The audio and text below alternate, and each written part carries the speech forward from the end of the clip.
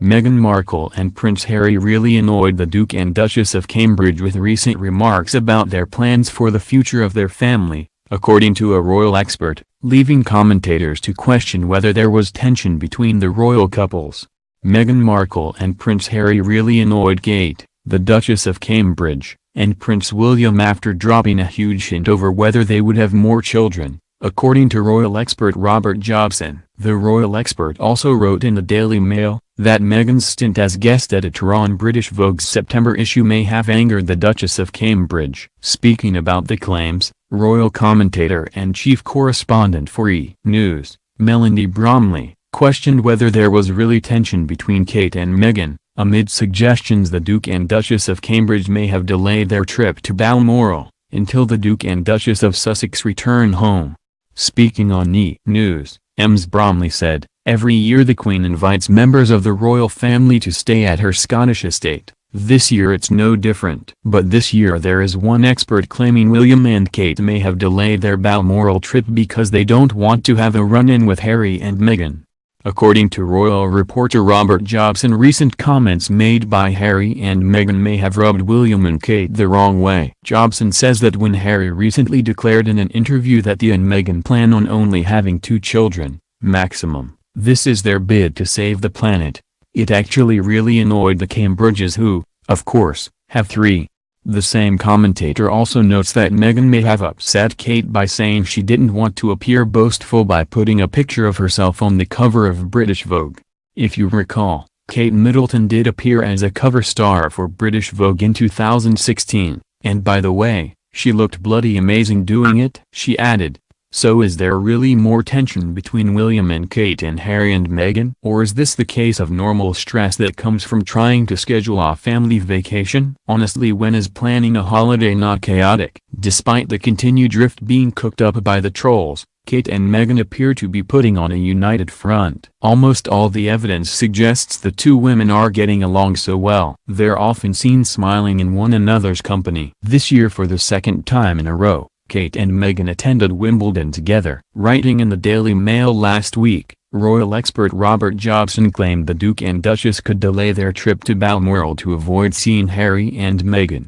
He wrote, "As children, William and Harry relished their time together at Balmoral, spending entire summers there with their mother away from prying eyes. But today, it is understood William and his wife Kate may delay their trip until Harry and Meghan have returned to Windsor." He added, the Duke of Sussex's latest woke outburst, in which he declared that he and Meghan plan to have only 2 children maximum in a bid to save the planet, may well have irked the Cambridges, who already have 3. What will have fueled their disquiet, too, is Meghan's stint as guest editor on British Vogue's September issue. The Duchess insisted it would have been boastful to appear on the cover, but failed to mention that Kate became the Fashion Bible's cover star 2 years previously. The Duke of Sussex recently hinted in an interview that he and Meghan were only looking to have one more child for the benefit of the environment.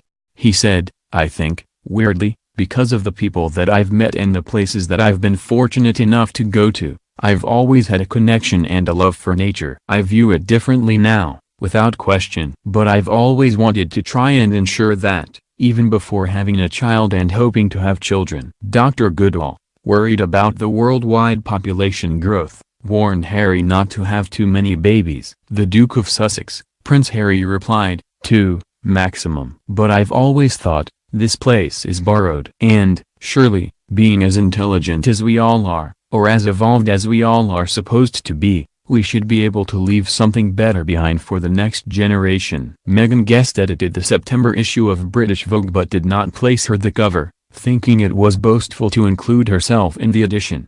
Speaking about the issue, Meghan said, "Guest editing the September issue of British Vogue has been rewarding, educational and inspiring. To deep dive into this process, working quietly behind the scenes for so many months, I am happy to now be able to share what we have created.